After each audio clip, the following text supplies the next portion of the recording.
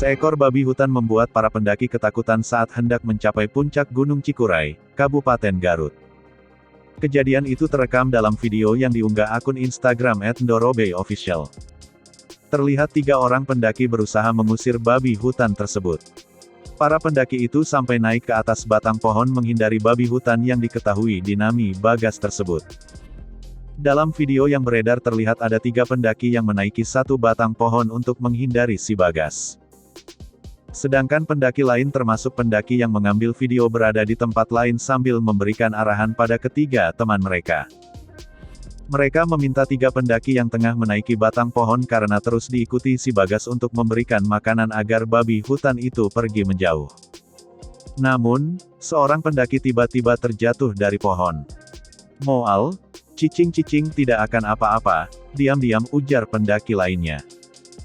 Beruntung, si Bagas sepertinya kaget dengan suara yang dihasilkan pendaki yang terjatuh dari pohon itu.